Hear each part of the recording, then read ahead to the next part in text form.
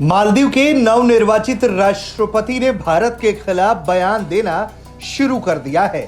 वो मालदीव में तैनात भारतीय सैन्य कर्मियों को हटाने के अपने अभियान के वादे पर कायम रहने की बात कर रहे हैं। उनका कहना है कि वो पदभार संभालते ही इस प्रक्रिया को शुरू कर देंगे। मोहम्मद मोइज ने अपनी चुनावी जीत के जश्न में इकट्ठा हुए अपने समर्थकों से कहा है कि वो मालदीव में नागरिकों की इच्छा के विरुद्ध विदेशी सेना के रहने के पक्ष में खड़े नहीं होंगे।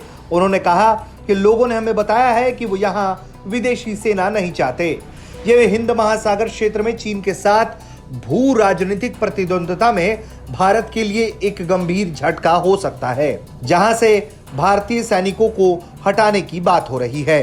सबसे बड़ी बात यह है कि जैसे ही इस द्वीप से भारत की सेना हटेगी, ऐसा माना जा रहा है कि चीन का यहाँ एक छत्र राज आ जाएगा। इस बात की संभावना इसलिए भी ज्यादा है क्योंकि मोहम्मद मुईज की पार्टी चीनी समर्थक मानी जाती है। मौजूदा राष्ट्रपति इब्राहिम मोहम्मद सोलेह साल 2018 में राष्ट्रपति चुने गए। वो मुईज के इस आरोप से जूझ रहे थे कि उन्होंने भारत को देश में अनियंत्रित अनुपस्थिति की अनुमति दे दी है। मुईज की पार्टी पीपुल्स नेशनल कांग्रेस को भारी चीन समर्थक के रूप में देखा जाता है। मुईज का मुख्य अभियान विषय इंडिया आउट कैंपेन रहा। सैन्य कर्मियों द्वारा मालदीव की संप्रभुता के लिए कथित खतरे को बार बार उनकी पार्टी की तरफ से उछाला गया। हालांकि सोलेह ने बार बार जोर देकर यह बताया कि मालदीव में भारतीय सेना की उपस्थिति केवल दोनों सरकारों के बीच एक समझौते के तहत एक डॉकयार्ड के निर्माण की थी। उनके देश की संप्रभुता का उल्लंघन नहीं किया जाएगा।